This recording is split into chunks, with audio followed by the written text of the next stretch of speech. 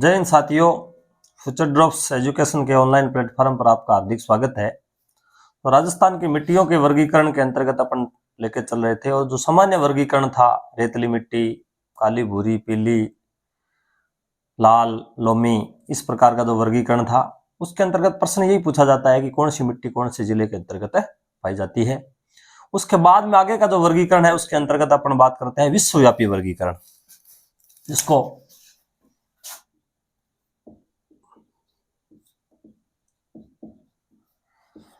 विश्वव्यापी वर्गीकरण।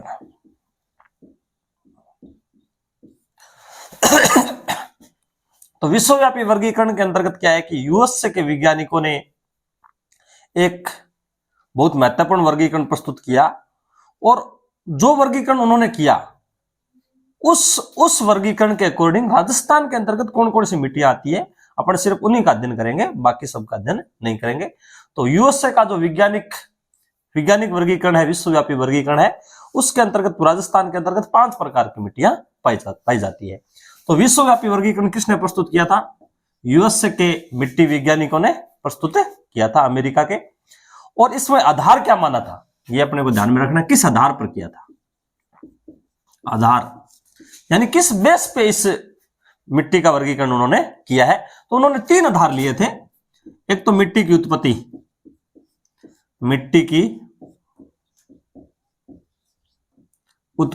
यानी मिट्टी की उत्पत्ति किस प्रकार से हुई। एक आधार तो ये लिया, बेस ये लिया। दूसरा बेस ये लिया कि मिट्टी की रासायनिक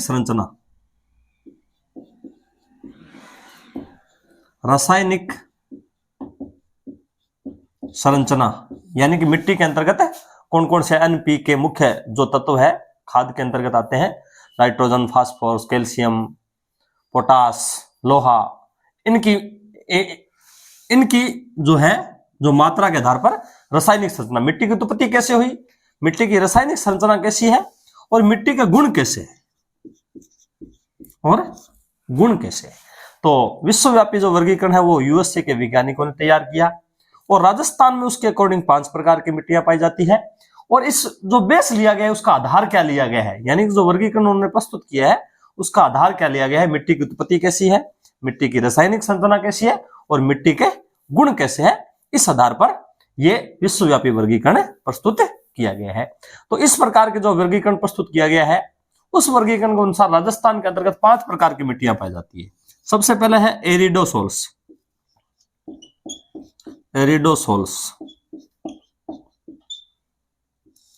एरिड का मतलब होता है मरुस्थल। तो मरुस्थलीय मिट्टी जिसको अंतर्गत अपन ले सकते हैं। सबसे पहला उन्होंने भाग जो क्या है कि यूएसए का जो है वैज्ञानिक वर्गीकरण, उसके आधार पर राजस्थान में 5 प्रकार की मिट्टियां पाई जाती है। सबसे पहले नाम आता है एरिडोसोल्स का, ये अपने को ध्यान में रखना है। अब ये कहां पाई जाती है? तो ये उत्तरी पश्चिमी मरुस्थल प्रदेश में पाई जाती है। उत्तर पश्चिमी मरुस्थल प्रदेश में ये मिट्टी पाई जाती है। इसके अंतर्गत 2 भाग हो जाते हैं, शुष्क प्रदेश और अर्धशुष्क प्रदेश। अर्धशुष्क प्रदेश के अंतर्गत ये मिट्टी पाई जाती है। और जिलों की संख्या अगर बात करें तो अपने पास है 12 जिले इसके अंतर्गत सम्मिलित हो जाते हैं। ये अपने को ध्यान में रखना है कि एरिडोसोल्स मिट्टी है वो उत्तरी पश्चिमी मरुस्थलीय प्रदेश में पाई जाती है। 12 जिले जो राजस्थान के जो है अपना उत्तरी पश्चिमी मरुस्थल प्रदेश है उसके अंतर्गत 12 जिले हैं, ये अपने को पता ही है।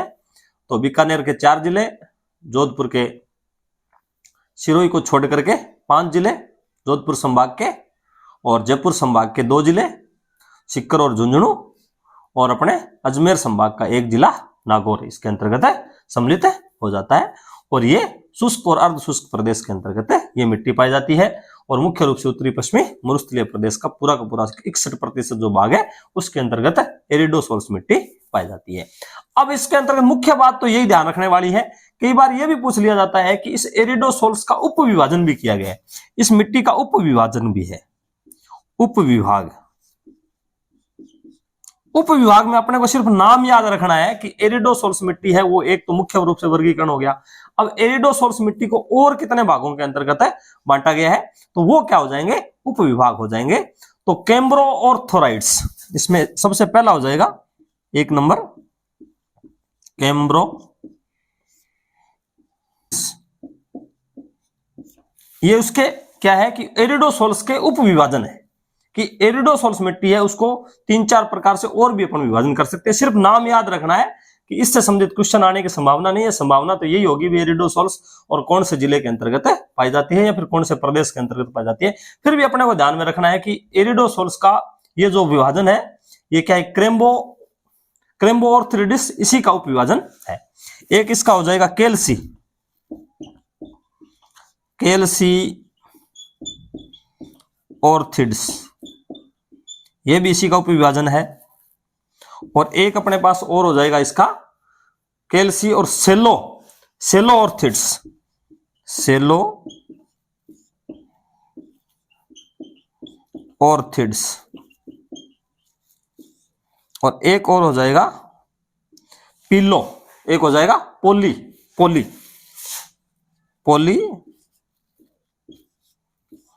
ऑर्थिड्स।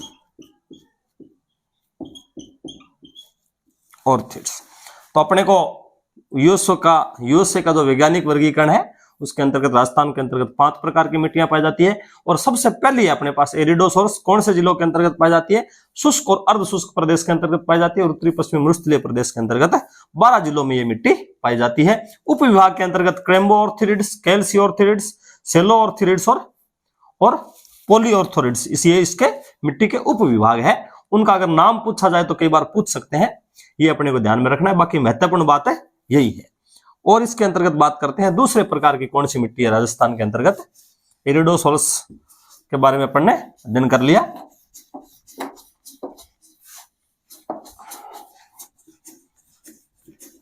पांच प्रकार की मिट्टियां हैं और कौन से जिलों के अंतर्गत पाई जाती है, ये सबसे इंपॉर्टेंट बातें हैं और इसी से क्वेश्चन पूछा जाता है, ये अपने को ध्यान में रखना है। दूसरी मिट्टी है एल्फीसोल्स, दूसरी है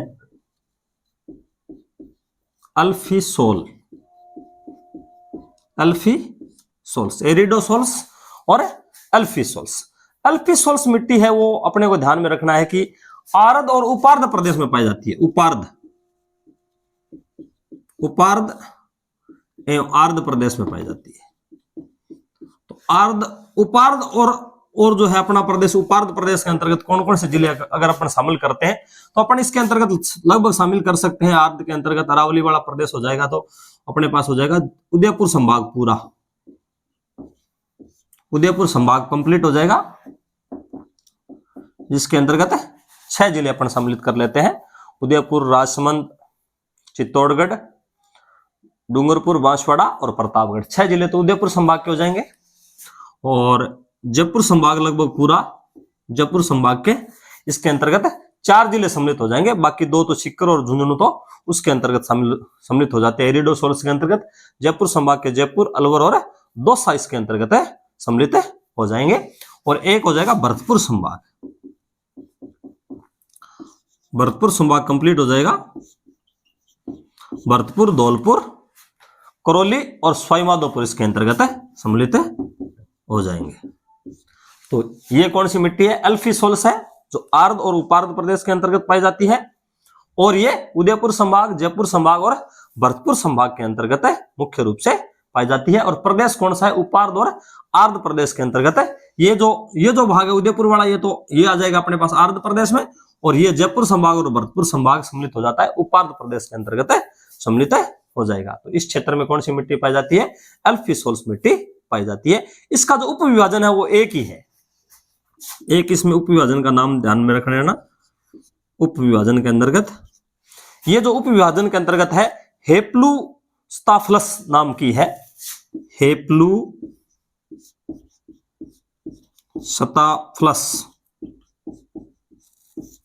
ये इसका उप विभाग का अपने को नाम में सिर्फ नाम ध्यान रखना है, ये अपने को ध्यान में रखना है। और तीसरी प्रकार की अपनी मिट्टी हो जाएगी एंटीसोल्स,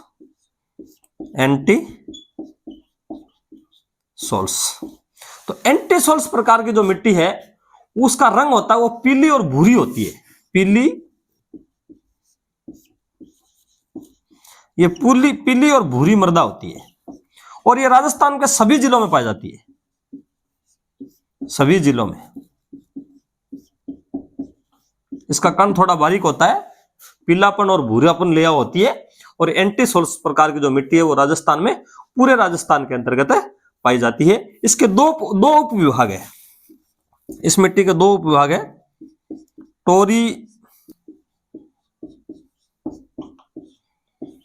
टोरी सामेंट्स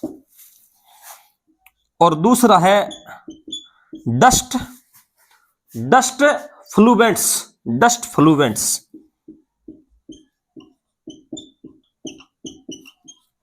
डस्ट फ्लूवेंट्स ये अपने को ध्यान में रखना है कि एंटीसोल प्रकार की जो मिट्टी है इसका रंग पीलापन और भूरापन लिया होता है, पीली और भूरी है। और राजस्थान के अंतर्गत सभी जिलों के अंतर्गत ये मिट्टी पाई जाती है। इसके दो विभाग है, टोरी सामेंट्स और डस्ट फ्लूवेंट्स, इसके दो उप विभाग है, ये अपने को ध्यान में रखना है। अब अगर चौथा वर्गीकरण इसके अंतर्गत बात करते हैं तो 5 प्रकार की मिट्टियां है जो यूएसए का जो विश्वव्यापी वर्गीकरण है उसके आधार पर राजस्थान में 5 प्रकार की मिट्टी पाई जाती है। एरिडोसोल्स, एंटीसोल्स और अल्फीसोल्स, ये अपने 3 भाग अपने कर लिए हैं। अब चौथा है इनसेप्टिसोल्स, चौथा हो जाएगा इनसेप्टिसोल्स।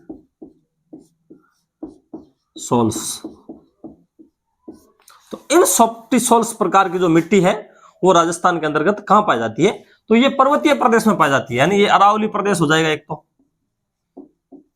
अरावली प्रदेश, तो अरावली प्रदेश में सिरोही सम्मिलित हो जाएगा, राजसमंद सम्मिलित हो जाएगा, उदयपुर, डूंगरपुर, बांसवाड़ा का क्षेत्र भी सम्मिलित हो जाएगा, जो पहाड़ी क्षेत्र है वो वाला हो जाएगा, अजमेर सम्मिलित हो जाएगा, और पाली का कुछ भाग सम्मिलित हो जाएगा, और जयपुर का कुछ भाग सम्मिलित हो जाएगा, तो अरावली प्रदेश हो जाएगा। प्लस ये भरतपुर संभाग के अंतर्गत पाई जाती है। प्लस कहां पर पाई जाती है, भरतपुर संभाग में।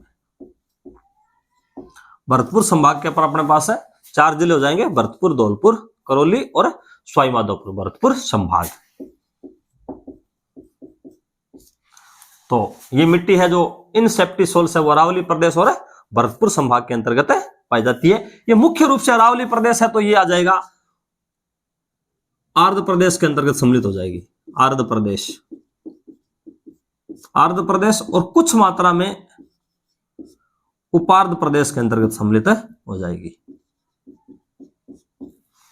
तो आर्द्र प्रदेश और उपार्द्र प्रदेश के अंतर्गत ये मिट्टी सम्मिलित हो जाएगी। अगली अपन बात करते हैं, 5वां विभाजन है वर्टिसोल्स।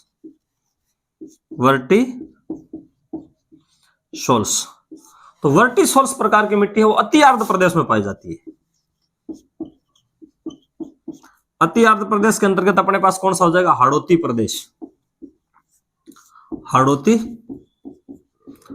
यानी हाड़ौती प्रदेश के 4 जिले हो जाएंगे, कोटा, बूंदी, सवाई माधोपुर, कोटा, बूंदी, बारां और झालावाड़। 4 जिले तो ये हो जाएंगे। प्लस इसके अंतर्गत अपने पास है कुछ बांसवाड़ा और डूंगरपुर का कुछ भाग और सवाई माधोपुर और भरतपुर जिले इसके अंतर्गत सम्मिलित हो जाएंगे। बांसवाड़ा, ये जो प्रदेश है हाड़ौती प्रदेश के जो क्या है कि जो क्षेत्र सटा हुआ है वो बड़ा भाग हो जाएगा, बांसवाड़ा और डूंगरपुर हो जाएंगे। प्लस भरतपुर और सवाई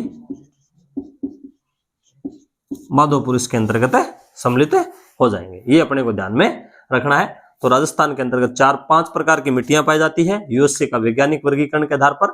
और इनका बेस क्या है, मिट्टी की उत्पत्ति कैसे हुई, मिट्टी की रासायनिक संरचना कैसी है और मिट्टी के गुण कैसे हैं। और राजस्थान के अंतर्गत एरिडोसोल्स जो मरुस्थल प्रदेश के अंतर्गत पाई जाती है, एल्फीसोल्स जो उदयपुर, भरतपुर और जयपुर संभाग में पाई जाती है, एंटीसोल्स जो पूरे राजस्थान में पाई जाती है, इनसेप्टिसोल्स जो अरावली प्रदेश और भरतपुर संभाग के अंतर्गत पाई जाती है, और वर्टिसोल्स है वो हाड़ौती और हाड़ौती के आसपास वाला डूंगरपुर, बांसवाड़ा और सवाई माधोपुर, भरतपुर के अंतर्गत पाई जाती है। तो ये अपना जो वैज्ञानिक जो विभाजन है, विश्वव्यापी वर्गीकरण है, उसके आधार पर राजस्थान की मिट्टियों की स्थिति किस प्रकार की है। राजस्थान में सिर्फ 5 प्रकार की मिट्टियां सम्मिलित होती है। अब मिट्टियों का प्रादेशिक विभाजन की भी अपन बात कर लेते हैं कि पूरे राजस्थान को कुछ भागों में बांटा गया है, शुष्क, अर्ध शुष्क प्रादेशिक विभाजन जो किया गया है। और फिर उसी प्रकार से जो मिट्टियां हैं वो भी अपन प्रदेश के हिसाब से पढ़ लेते हैं कि कौन से प्रदेश के अंतर्गत कौन सी मिट्टी आती है। राजस्थान की मिट्टियों का प्रादेशिक विभाजन।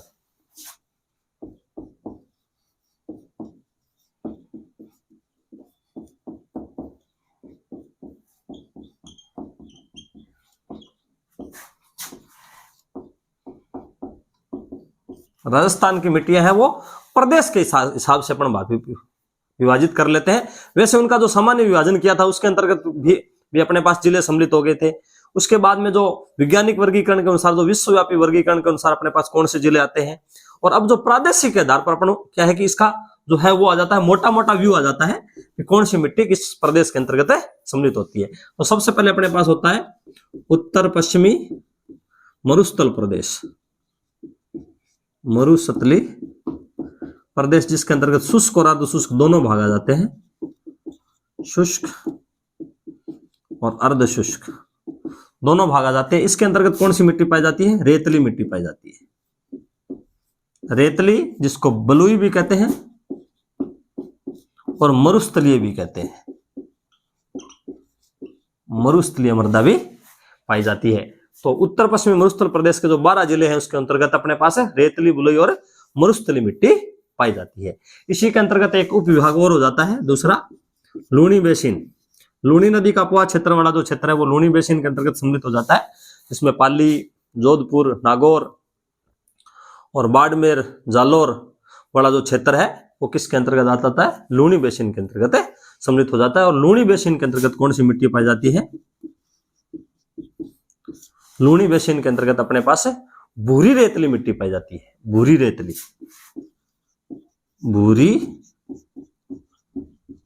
भूरी रेतली मिट्टी पाई जाती है। भूरी रेतीली मिट्टी पाई जाती है।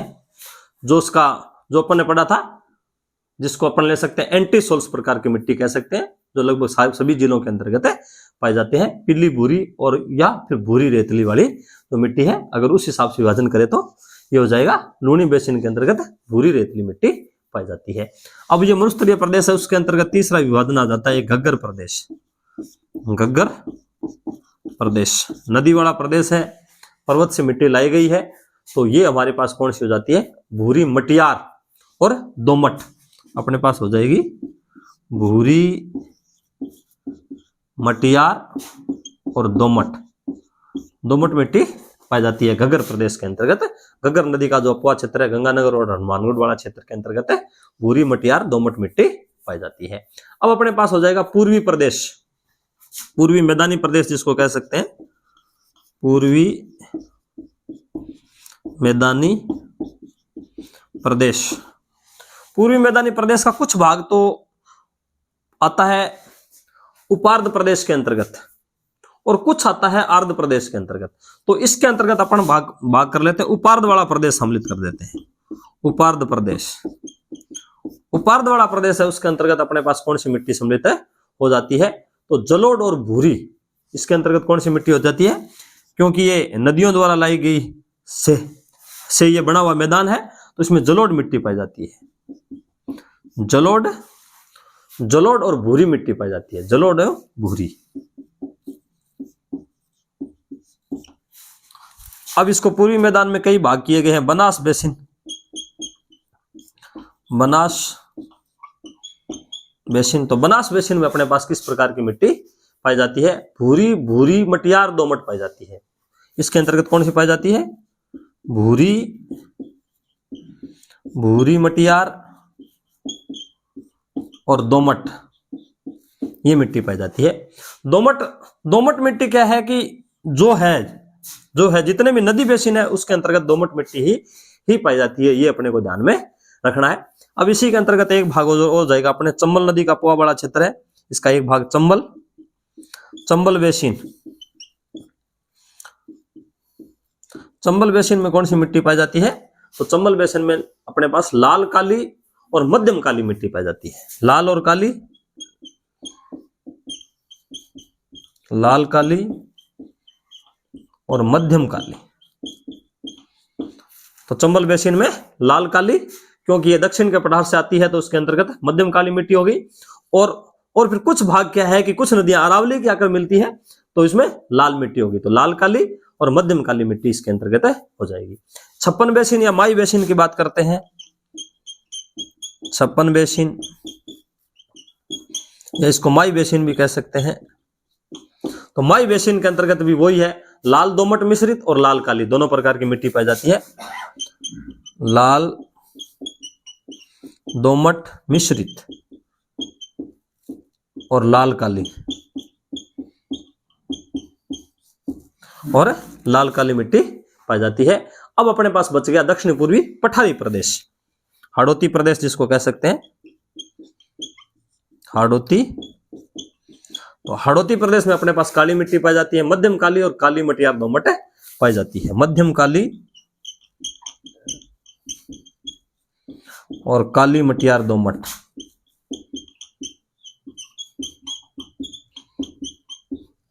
दोमट मिट्टी पाई जाती है। तो ये अपने को ध्यान में रखना है कि प्रदेश के हिसाब से कौन से प्रदेश के अंतर्गत कौन सी मिट्टी पाई जाती है। अपने को पता है शुष्क प्रदेश जिसके अंतर्गत वातोड़ मिट्टी है, रेतली, बुलई और मरुस्थलीय वातोड़ प्रकार की मिट्टियां हैं। लूणी बेसिन के अंतर्गत भी भूरी रेतली, ये भी वातोड़ प्रकार की मिट्टी के अंतर्गत आ जाएगी। घग्गर प्रदेश के अंतर्गत किस प्रकार की मिट्टी आएगी? जलोढ़ प्रकार की आएगी। तो भूरी मटियार और दोमट, दोमट क्या है कि जलोढ़ की निशानी है, ये अपने को ध्यान में रखना है। पूर्वी मैदानी प्रदेश भी क्या है कि जो ये वाला मैदान है वो किससे बना हुआ है? नदियों से बना हुआ है, तो इसमें भी जलोढ़ और भूरी प्रकार की मिट्टी पाई जाती है। बनास बेसिन में भूरी और भूरी मटियार दोमट मिट्टी पाई जाती है। चंबल बेसिन के अंदर लाल काली और मध्यम काली मिट्टी पाई जाती है। छप्पन बेसिन के अंतर्गत लाल दोमट मिश्रित और लाल काली मिट्टी पाई जाती है। और हाड़ौती प्रदेश में मध्यम काली और काली मटियार दोमट मिट्टी पाई जाती है। ये अपने को प्रदेश के हिसाब से भी ध्यान से रखना है कि कौन से प्रदेश के अंतर्गत है कौन सी मिट्टी पाई जाती है। अब अगर अपन बात करते हैं कि राजस्थान का जो कृषि विभाग है उसने क्या है कि उसने राजस्थान की मिट्टियों को कितने भागों में बांटा और किस प्रकार के अंतर्गत कौन से जिलों को सम्मिलित किया गया है, इससे भी क्वेश्चन पूछे जाते हैं। तो आगे अपन बात करते हैं कि कृषि विभाग के अनुसार मिट्टियों का वर्गीकरण किस प्रकार है। अब अगर आगे अपन बात करते हैं कि राजस्थान का कृषि विभाग है उसने राजस्थान की मिट्टियों को कितने प्रकार में वर्गीकृत किया है, 14 भागों में वर्गीकृत किया है। और कौन से जिले के अंतर्गत कौन सी मिट्टी पाई जाती है, इससे भी काफी क्वेश्चन है। वही क्वेश्चन है, ज्यादा नहीं है, वही बातें घूम फिर के आएगी कि कौन सी मिट्टी किस प्रदेश के अंतर्गत पाई जाती है। कुछ नए नाम सम्मिलित हो जाएंगे, थोड़ा सा उसको ध्यान में करना है। तो कृषि विभाग का वर्गीकरण, राजस्थान के कृषि विभाग का वर्गीकरण, कृषि विभाग का वर्गीकरण, मिट्टी का कृषि विभाग का वर्गीकरण। तो राजस्थान की जो मिट्टियां हैं वो राजस्थान का जो कृषि विभाग है उसने कितने भागों में बांटा गया है, उसके अंतर्गत अगर अपन बात करते हैं तो कौन कौन से विभाग इसके अंतर्गत सम्मिलित हो सकते हैं। साइरोजेक्स सबसे पहले है, साइरोजेक्स, साइरोजेक्स। तो ये साइरोजेक्स प्रकार की जो मिट्टी है वो गंगानगर जिले के अंतर्गत पाई जाती है। ये सिर्फ एक जिला इसके अंतर्गत शामिल है, गंगानगर। साइरोजेक्स नाम प्रकार की जो मिट्टी है वो गंगानगर जिले में पाई जाती है। एक है रेवीरीना, रेवीरीना, यहां से कई बार क्वेश्चन पूछे भी जा चुके हैं। साइरोजेक्स से भी प्रश्न पूछा गया है कौन से जिले के अंतर्गत पाई जाती है, और रेवीरीना से भी क्वेश्चन पूछे गया है। रेवीरीना, रेवीरीना, रेवीरेना से भी क्वेश्चन पूछा गया, रेवीरेना। तो ये रेवीरेना प्रकार की मिट्टी है, ये भी गंगानगर के अंतर्गत पाई जाती है। दोनों क्वेश्चन क्या है कि वो जो हुई है विगित परीक्षाएं इसमें के अंतर्गत दोनों प्रकार के क्वेश्चन पूछे जा चुके हैं कि साइरोजेक्स प्रकार की मिट्टी कौन से जिले के अंतर्गत पाई जाती है, सिर्फ गंगानगर, और कुछ भाग थोड़ा सा इसके अंतर्गत हनुमानगढ़ का आ सकता है। तो गंगानगर और हनुमानगढ़ भी अगर ऑप्शन आए तो अपन दोनों सम्मिलित कर सकते हैं, और रेवीरीना भी गंगानगर और हनुमानगढ़ दोनों सम्मिलित अपने कर सकते हैं। ये अपने को ध्यान में रखना है। तीसरा है मरुस्थली मृदा, कृषि विभाग ने तीसरा वर्गीकरण किया है, मरुस्थली मृदा। और मरुस्थली मृदा के अंतर्गत कृषि विभाग ने किन किन जिलों को रखा है, तो ये अपने को ध्यान में रखना है। पूरा बीकानेर संभाग रखा है, बीकानेर संभाग प्लस जोधपुर, बाड़मेर, जैसलमेर, 3 जिले जोधपुर संभाग के, जैसलमेर, और नागौर और सिक्कर झुंझुनू, सिक्कर झुंझुनू, ये अपने को ध्यान में रखना है कि मरुस्थली मृदा के अंतर्गत कृषि विभाग किन किन जिलों को शामिल करता है। पूरा बीकानेर संभाग हो जाएगा, तीनों चारों जिले बीकानेर, गंगानगर, हनुमानगढ़ और चूरू। और चूरू के अंतर्गत ये मान सकते हैं बीकानेर संभाग प्लस शेखावटी पूरा हो जाएगा, सिक्कर झुंझुनू सम्मिलित हो जाएगा, नागौर वाला क्षेत्र सम्मिलित हो जाएगा, जोधपुर, बाड़मेर और जैसलमेर जो 3 जिले है वो मरुस्थलीय मृदा जिसके अंतर्गत बालू की प्रधानता है, वो जिले अपने पास है सम्मिलित हो जाएंगे। तो मरुस्थलीय मृदा के अंतर्गत सम्मिलित हो गए। चौथा है अपने पास जिप्सी फेरस, जिप्सी फेरस यानी जिस मिट्टी के अंतर्गत जिप्सम की मात्रा पाई जाती है वो जिप्सी फेरिस हो जाएगी, जिप्सी फेरस। तो राजस्थान के अंतर्गत जिप्सम है वो सबसे अधिक बीकानेर जिले के अंतर्गत और नागौर जिले के अंतर्गत पाई जाती है। तो जिप्सी फेरिस प्रकार की जो मृदा है वो बीकानेर जिला इसके अंतर्गत है, कृषि विभाग ने सिर्फ बीकानेर जिले को रखा है। जिप्सी फेरिस मृदा कहां पर पाई जाती है? बीकानेर जिले के अंतर्गत पाई जाती है। ये क्वेश्चन आ चुका है, ये भी आ चुका है और ये भी आ चुका है। तो कृषि विभाग से क्या है कि क्वेश्चन आ रहे हैं, तो कृषि विभाग ने किस जिले के अंतर्गत कौन सी मृदा को माना है, ये जिले अपने को याद रखने हैं। कोई ज्यादा हार्ड नहीं है। साई रोजेक्स में गंगानगर हो गया, रेवीरिना में गंगानगर हो गया, मरुस्थली के अंतर्गत पूरा बीकानेर संभाग, जोधपुर, जैसलमेर, बाड़मेर 3 जिले हो जाएंगे और नागौर, सिक्कर और झुंझुनू इसके अंतर्गत सम्मिलित हो जाएंगे। अगला है ग्रे ब्राउन जलोढ़ मृदा, ग्रे ब्राउन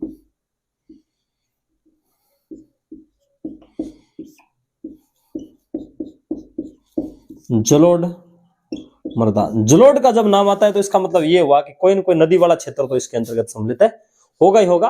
तो इसके अंतर्गत अपने पास कौन सा हो जाएगा? ये जिसके अंतर्गत लूनी नदी बहती है। तो लूनी नदी कहां बहती है? अजमेर में बहती है, नागौर में बहती है, जालोर में बहती है, अजमेर में बहती है, नागौर में बहती है, जालोर में बहती है और पाली में बहती है। और कहां पर बहती है? पाली में बहती है और पाली में बहती है। प्लस अपने को यह ध्यान में रखना है कि सिरोही से भी बहुत सी नदियां निकल के आती है और वो कहां पर मिलती है? वो अपने पास किसके अंतर्गत मिलती है? लूनी नदी के अंतर्गत मिलती है। ये अपने को ध्यान में रखना है। तो सिरोही भी इसके अंतर्गत सम्मिलित हो जाएगा। तो ये अपने को ध्यान रखना है। ग्रे ब्राउन जलोढ़ मृदा है वो लूनी का जो अपवा क्षेत्र है उसके अंतर्गत पाई जाती है। अजमेर, नागौर, जालोर, पाली और सिरोही के अंतर्गत पाई जाती है। ये अपने को ध्यान में रखना है।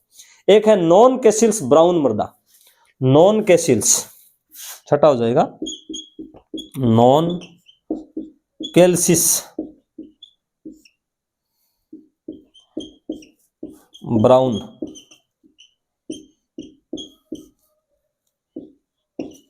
मृदा। नॉन कैल्सिस ब्राउन मृदा है। ये अपने पास कौन से जिले के अंतर्गत पाई जाती है? जयपुर, सिक्कर, झुंझुनू, अलवर, अजमेर और नागौर में पाई जाती है। जयपुर, सिक्कर, झुंझुनू, अलवर, अजमेर और नागौर के अंतर्गत ये मृदा पाई जाती है। तो 4 जिले तो जयपुर संभाग के हो गए, जयपुर, सिक्कर, झुंझुनू और अलवर तो, और एक अजमेर संभाग के 2 जिले इसमें हो जाएंगे, अजमेर और नागौर। तो नॉन कैल्सिल्स ब्राउन मृदा, ग्रे ब्राउन तो लूनी वाले अपवा क्षेत्र के अंतर्गत हो जाएगी। नॉन कैल्सिल्स ब्राउन मृदा जयपुर, सिक्कर, झुंझुनू, अलवर 4 जिले ये हो जाएंगे और अजमेर और नागौर अजमेर संभाग के जिले इसके अंतर्गत सम्मिलित हो जाएंगे। एक अपने पास हो जाएगा नवीन जलोढ़ मृदा, नवीन जलोढ़ मृदा यानी नवीन जलोढ़, नई जलोढ़ है जिसके अंतर्गत ज्यादा पुरानी नदियां नहीं है, आंतरिक अपवा क्षेत्र के अंतर्गत इसके अंतर्गत सम्मिलित हो जाएगा। तो जयपुर, अलवर, भरतपुर और सवाई माधोपुर जिले के अंतर्गत ये पाई जाती है। जयपुर, अलवर, भरतपुर और सवाई माधोपुर, सवाई माधोपुर जिले के अंतर्गत नवीन जलोढ़ मृदा पाई जाती है। जयपुर, अलवर, भरतपुर और सवाई माधोपुर ये जिले अपने पास किसमें हो जाएंगे? नवीन जलोढ़ मृदा के अंतर्गत सम्मिलित हो जाएंगे। ये अपने को ध्यान में रखना है। तो साई रोजेक्स गंगानगर में, रेवरीना गंगानगर में, मरुस्थलीय मृदा बीकानेर संभाग जोधपुर बाड़मेर जैसलमेर, नागौर सीकर और झुंझुनू में। जिप्सी फेरिस बीकानेर में, ग्रे ब्राउन जलोढ़ मृदा लूणीवाड़ा पोआ क्षेत्र में अजमेर, नागौर, जालोर, पाली और सिरोही में, और नॉन कैसिल्स ब्राउन मृदा जयपुर, सीकर, झुंझुनू, अलवर, अजमेर और नागौर में, और नवीन जलोढ़ मृदा है वो जयपुर, अलवर और भरतपुर, सवाईमाधोपुर के अंतर्गत सम्मिलित हो जाएगी। तो ये 14 प्रकार का वर्गीकरण है। तो 7 प्रकार का ये वर्गीकरण हो गया। अब 7 प्रकार के और वर्गीकरण 7 में और कौन कौन से भाग है और कौन कौन से जिले आते हैं, ये अपने को ध्यान में रखना है। जिला और मृदा याद रखनी पड़ेगी और उसको तरीके से याद करो। संभाग से याद रख सकते हैं, कौन सा जो नदी के हिसाब से याद रख सकते हैं भी, कौन सी नदी वाला जो क्षेत्र है उसके अंतर्गत इस प्रकार की मृदा पाई जाती है, क्षेत्र के हिसाब से याद रख सकते हैं। तो इस तरीके से अपने इसको याद रखने के लिए ध्यान में रखना है। तो अगला है अपने पास पीली भूरी मृदा। कौन सी मृदा? पीली और भूरी। 8वां है पीली और भूरी मृदा। पीली और भूरी मृदा है वो कौन कौन से जिले के अंतर्गत पाई जाती है? जयपुर, उदयपुर, भीलवाड़ा और चित्तौड़गढ़। जयपुर,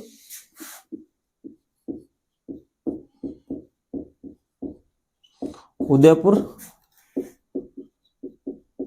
भीलवाड़ा, चित्तौड़, टोंक और अपने पास हो जाएगा सवाईमाधोपुर और सवाईमाधोपुर।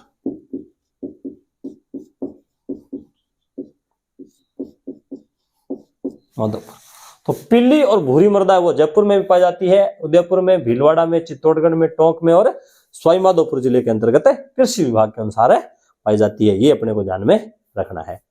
एक है नवीन भूरी मृदा। एक नवीन भूरी मृदा, नवीन भूरी मृदा। तो ये नवीन भूरी मृदा है वो भीलवाड़ा और अजमेर में पाई जाती है। भीलवाड़ा और अजमेर में पाई जाती है। और अपने पास अगली मिट्टी हो जाएगी पर्वतीय मृदा। पर्वतीय मृदा कहां पर पाई जाती है? पर्वतीय मृदा उदयपुर में और कोटा में पाई जाती है, जिसके अंतर्गत स्टोन निकाला जाता है। वहां पर क्या है कि पर्वतीय मृदा पाई जाती है। एक है लाल लोमी। लाल और लोमी, लाल लोमी। लाल मिट्टी है वो कहां पर पाई जाती है? डूंगरपुर और बांसवाड़ा के अंतर्गत पाई जाती है। लाल और लोमी, डूंगरपुर और बांसवाड़ा में। लाल लोमी मृदा डूंगरपुर और बांसवाड़ा के अंतर्गत पाई जाती है। अब अपने पास बचती है काली मृदा। तो काली, गहरी और मध्यम काली। काली, गहरी,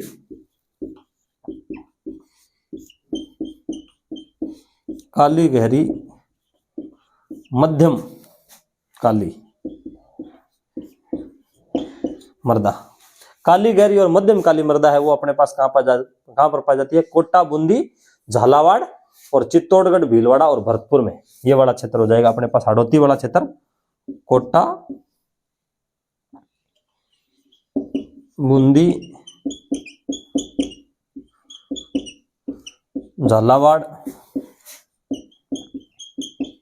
भीलवाड़ा, चित्तौड़, भीलवाड़ा, चित्तौड़ और भरतपुर। और अपने पास हो जाएगा भरतपुर। भरतपुर। तो ये जो काली, गहरी और काली है वो मिट्टी कहां पर हो जाएगी? हाड़ौती वाला क्षेत्र हो जाएगा।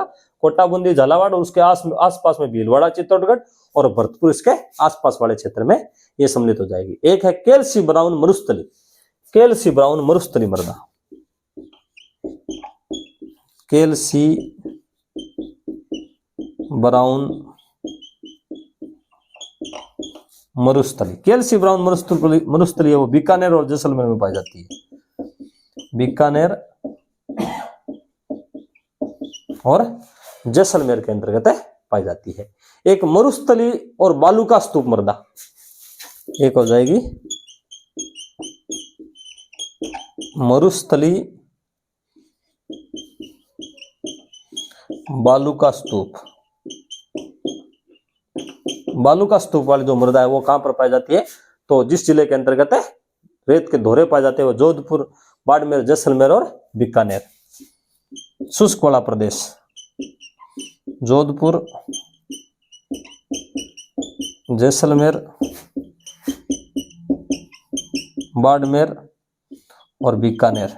शुष्क प्रदेश ये वाला जो क्षेत्र है वो 25 सेमी वर्षा रेखा के उधर वाला पूरा क्षेत्र किसमें आ जाएगा, मरुस्थलीय और बालू का स्तूप मृदा के अंतर्गत है सम्मिलित हो जाएगा। अब अपने पास पीली भूरी मृदा वो कहां पर पाई जाती है, जयपुर, उदयपुर, भीलवाड़ा, चित्तौड़गढ़, टोंक और सवाईमाधोपुर में पाई जाती है। नवीन भूरी मृदा वो भीलवाड़ा और अजमेर जिले में पाई जाती है। पर्वतीय मृदा है वो उदयपुर और कोटा में पाई जाती है, जहां पर क्या है कि स्टोन की खुदाई होती है, वहां पर ये पर्वतीय मृदा पाई जाती है। लाल लोमी मृदा कहां पर पाई जाती है, डूंगरपुर और बांसवाड़ा के अंतर्गत पाई जाती है। काली, गहरी और मध्यम काली मृदा है वो झालावाड़ के जो हड़ौती का पठार है उसके 3 जिले, बूंदी उसको हटा दो, 12 को हटा करके, और भीलवाड़ा, चित्तौड़ और भरतपुर हो जाएगा। कैल्सी ब्राउन मरुस्थलीय मृदा वो बीकानेर और जैसलमेर में पाई जाती है, और मरुस्थलीय बालू का स्तूप मृदा वो जोधपुर, जैसलमेर, बाड़मेर और बीकानेर में पाई जाती है। तो ये 14 प्रकार का जो वर्गीकरण था वो कृषि विभाग राजस्थान द्वारा किया गया है, ये अपने को ध्यान में रखना है। अब एक वीडियो के अंतर्गत अपन सम्मिलित कर लेंगे मिट्टी की समस्याएं कौन कौन सी है, उसका उपाय कौन कौन से है, मरुस्थलीकरण के कारण कौन कौन से है और उसके उपाय कौन कौन से है। तो मिट्टी वाला जो चैप्टर है, मिट्टी और मरुस्थलीकरण दोनों चैप्टर है वो 3 वीडियो के अंतर्गत अपना कंप्लीट हो जाएगा। जय हिंद, जय भारत।